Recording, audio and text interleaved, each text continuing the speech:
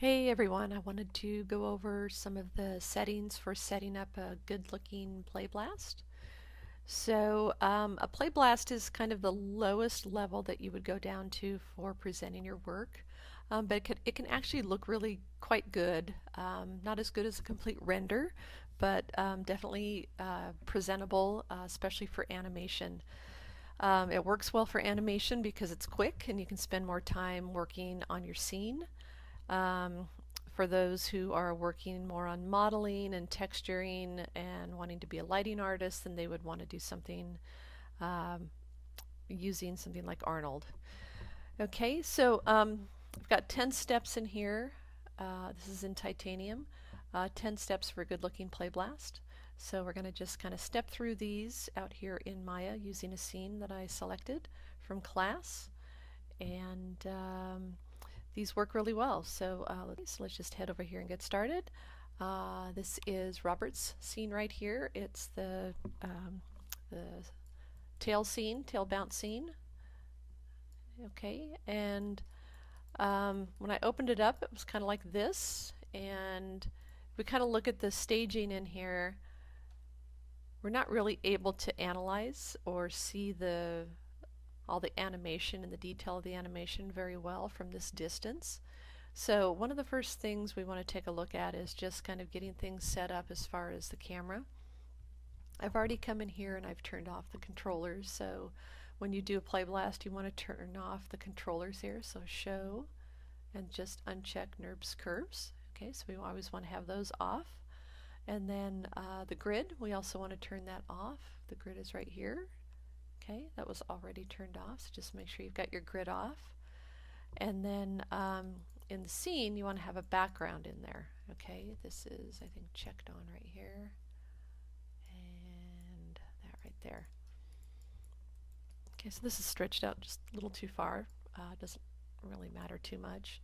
If I hit 1 on the keyboard, though, we can see that it's pretty low poly. Okay. So that's another thing that I will fix in there, and I think it's got a texture on it that it probably shouldn't have. So you don't want something really reflective like this that's got specularity to it. So we'll take a look at that. Okay, so some of the other things that we want to just take a look at is setting up a camera.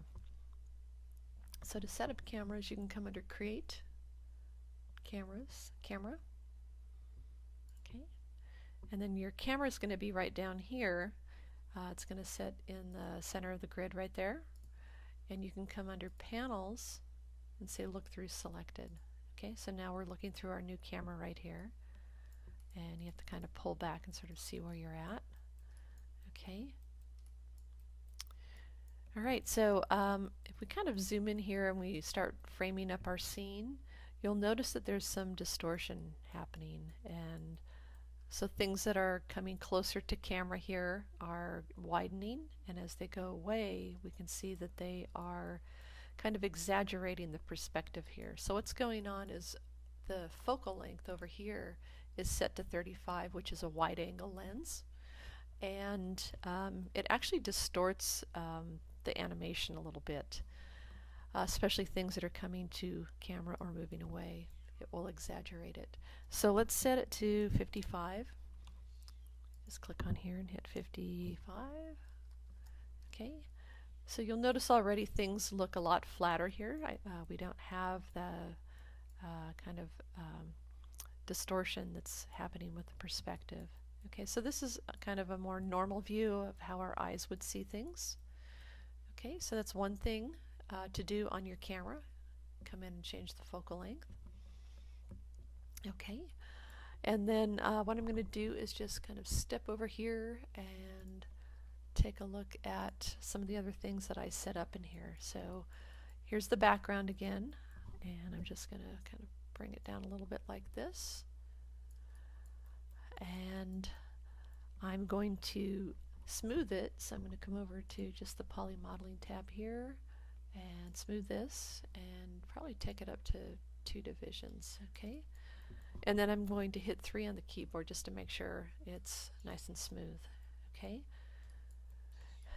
And those are things that you should be doing on kind of all these things here, even this geometry right here. I would not necessarily smooth it. If we smooth it, it's going to look like this, a little disc.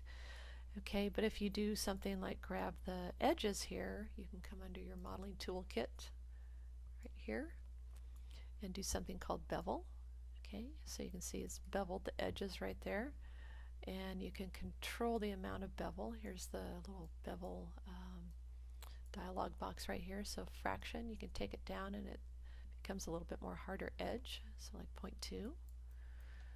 Okay, and I would do that with all of these right here. So just repeat that,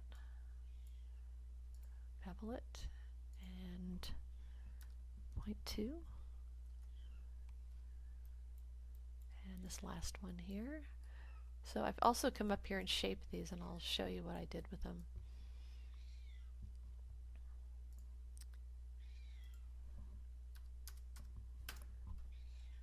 Okay, and there we go. All right, so cue to get out of that. All right, so again, I'm just going to come under here, show, get these controllers off, and set up my camera. So I actually set up a render cam here, and I animated the camera to move with the character because it moves so much in the scene here. If we come across here, we don't really get to see all the animation unless we pull out fairly wide, and then we start losing some of the detail here. So that's actually the camera that I animated, and I'll show you what it's doing here. Okay, so if we go back to frame 1, the camera is right there. Okay, and then it starts to push in right there, so we get a little bit closer angle, and then as it jumps, it follows it again, and then the last jump follows it again. Okay, so that's what it's doing right there. Alright, so let's go ahead and look through that. So I've got it selected here. I'm going to come under Panels, look through Selected. Okay, we'll take it back to here. And for my staging, I've got it set up here on HD 720. So you want to do that under your render settings right here. It's this button right here. Under the common area, if you scroll down here, you've got your image size, so just select HD 720. Okay, close that out. And then you can turn on your resolution gate, and it will show you that up there. Okay, so this will allow you to just stage things in here, and then you can mask it off like this. All right, so that's what's going to render out in your Playblast. All right. It just helps you stage things. All right, so for the camera move, I started here. I've got him in the lower corner, kind of facing towards camera a little bit. And then just as he takes off, that's when I start moving the camera. Okay, so the camera's moving with a purpose. I'm not just kind of haphazardly moving it around there. And then you can see that I very carefully, like this is the point at which it gets closest to the edge right here, so I made sure it wasn't going out of frame. Okay, and then we can see the really great work here. So this is really highlighting the animation on the tail, which is what this exercise was a lot about. It was the follow through and overlapping action, so you can see that. Okay, and then one thing I did in this scene that I didn't point out in the other one was this was actually out here and the tail was penetrating through. So instead of reanimating that tail, I just grabbed the vertices here, so just right mouse click vertex, grab the vertices, and I moved it in actually so he's sitting right here on the edge. Alright, and then go back to object mode. Okay, so it really features that tail, and it also kind of brings a little bit of tension. He's just sitting right here at the end. Okay, and then it moves again, so my camera takes off.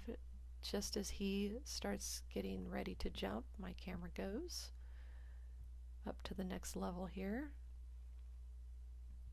Okay, and again I staged it so that I didn't lose any of the animation. It doesn't go off screen here. Okay, and then for the last one here, I'm going to slide this down. All right. And then I also shortened this down quite a bit too. So I shortened it to the point where he just barely lands on it and right where he slides to the end. Okay. All right. So that's the camera. All right. And let's go through the other steps right here. Let's just take a look at them real quick. All right, so we've got a lot of these done right here. Got our seamless background and a neutral color. Created a render cam. Set the focal length to 55. Okay, and then what we're going to do right now is kind of sweeten up the scene a little bit so we get some shadows in there and we get some really nice higher quality with the anti-aliasing. So let's take a look at that. All right, so under render, you'll probably see an Arnold 1 down here, but there's viewport 2.0 option box. Okay, so let's bring this over here. And I think I've already got some of this stuff on right now, but let's just take a look at it. So under screen space ambient occlusion, and it shows up a little bit better when he's down here on the ground. So let's go back and get him down here on the ground.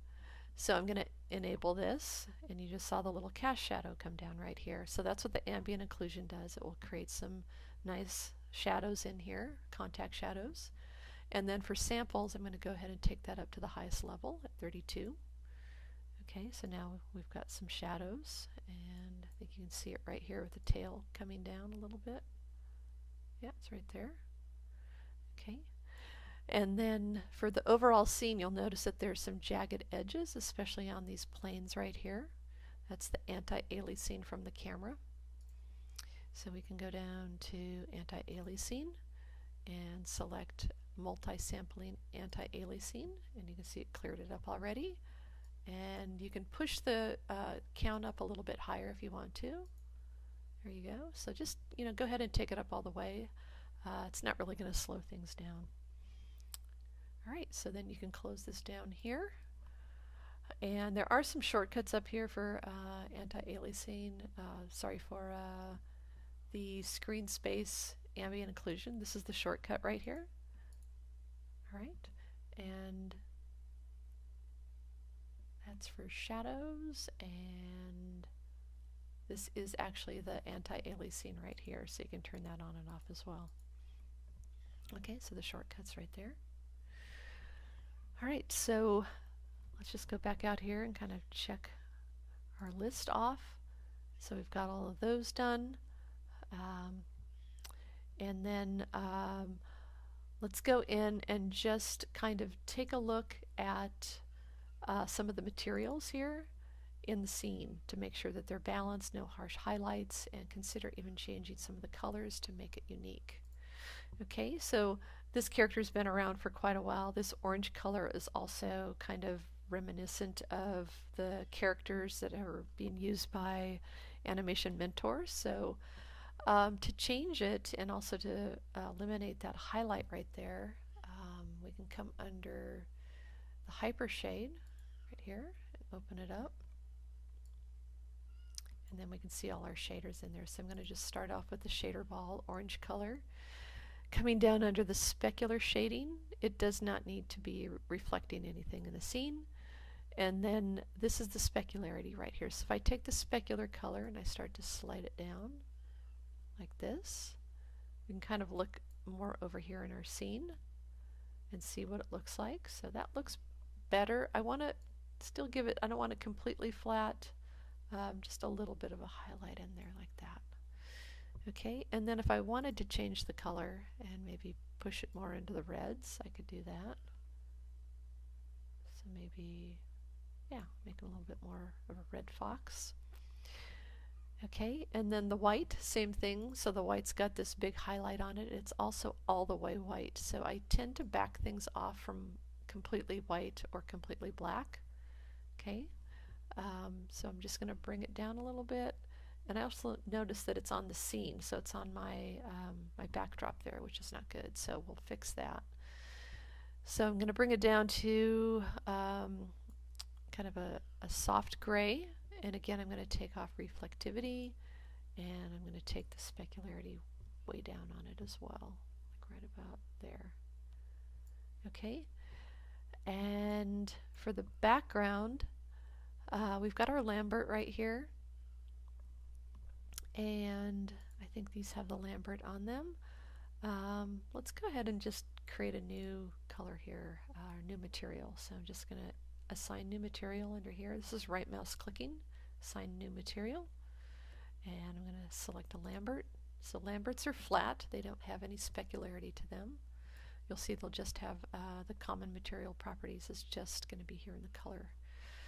Alright, so that's a medium gray, and I might make it a little bit brighter like that, and then apply this to all of these right here in the scene. So let's get up here, and actually we can go back to the perspective camera, that way I can just shift select these here. Okay, and find the Lambert right here, or Lambert 2, so I'm right mouse clicking and assign material to selection. Okay, and just make sure it's on here too. Okay, so those are on there, and let's try taking them up a little bit brighter. Right about there. Okay, so those are some nice changes to make. So you can see this looks a lot nicer, more appealing. Doesn't have that harsh highlight on there. I actually feel like it's still maybe a little too much. Okay. Alright, so I'm going to close that down, and we're going to just bring it back here to frame 1, looking at the shadows here on the ground. Okay. Just checking all of that. Okay, so one thing, looks like it's actually not quite on the ground there. It's just, yeah, I think it's just barely touching the ground right there. So if we look at the shadows in here, if we go to our render cam and look through that, you'll notice that it gets really dark down here. So that's the angle I have on the camera. So I could change the angle of the camera. I could like bring it up a little bit, but I don't really want to do that. What I want to do is actually angle the background. So I'm going to do a cheat on the background. And if I come over here, and you'll see I'm going to just rotate it a little bit along the z-axis. So I'm going to hit E on the keyboard and just rotate it a little bit like this. So you can see what it's doing. It still is going to have a nice gradation on the background. It's actually smoothing it out a little bit as far as the transition. It's not so harsh down here. And just round it off maybe at 12, negative 12. And it's just a cheat that we're doing to camera. So we can get away with it with this angle right here. And I feel like it's just a tiny bit like he's hovering on the ground, just above the ground. Let's try that. There we go. See, it looks like he's making contact now. All right, so there's our scene. Okay. All right. So that's all looking good. And I'm going to save everything here. So save scene as. And I'm just going to stick it out here on my desktop right now. Okay.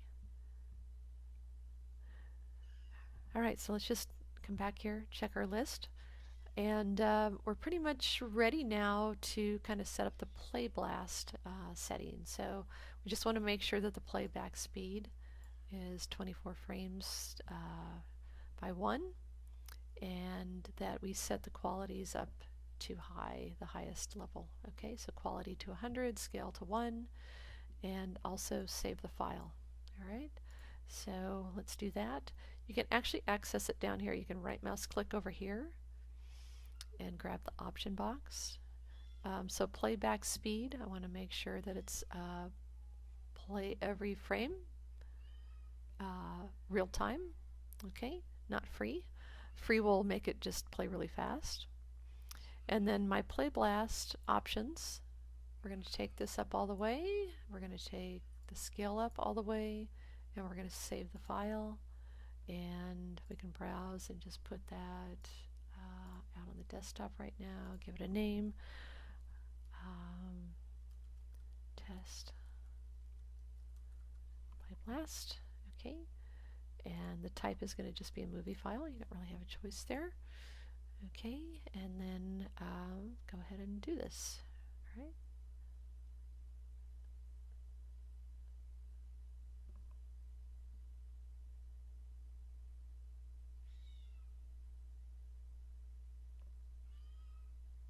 So it's moving a little bit slower than normal. It's got all the settings in there and the anti-aliasing. Okay, and let's take a look at it.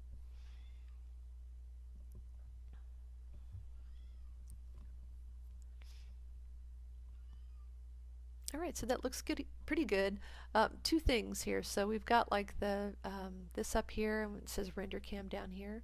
So we can actually turn those off. That's in the settings under display, heads up display. We want to take off the camera name, so it gets rid of that. And then if we, I think, turn one of these off right here, there, that goes away. Okay, let's go ahead and just do that again. So bring it back here and right mouse click and just go to Playblast. Overwrite it.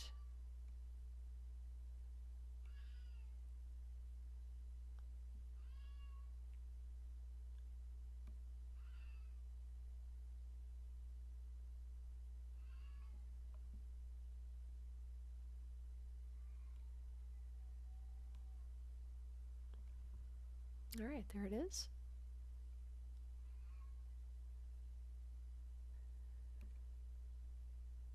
All right, so this looks pretty good. The additional things that we could do to try to sweeten this up here is to actually put some lights in here. All right, so let's just close this down here, and I think if we wanted to do one more pass here, let me go back into the perspective camera, that would be maybe adding some lighting. Okay, so we've just got the default light in here from Maya.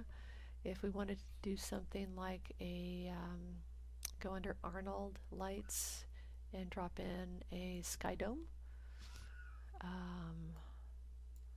Let's see if it dropped it in there. It did.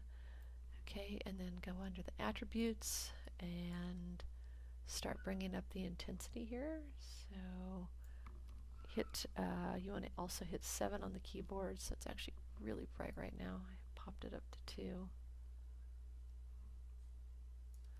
Okay. Alright, so it's kind of flattening things out a little bit in there. Okay, so I kind of like that look. You may not, but I kind of like the sort of toonish quality that it brings out in here. Some of the things that are reflecting back, these went gray because they are reflecting in the scene, so that's back up under here. We just want to select the nose and eyes are reflecting, so turn that down and turn the specularity down, and then we'll see them again. Okay, so we can actually turn this way up. Try to get, yeah, I can't even get a little specular on there. I was trying to get like a little white hit, and it's not doing it. Okay, so this is another look. So, and I think it's actually kind of a cool look here. Let's get back here and take a look at it. You can't even see the little platforms here that it's jumping on. They're sharing the same color, so let's actually assign this a darker color here. So we'll do that.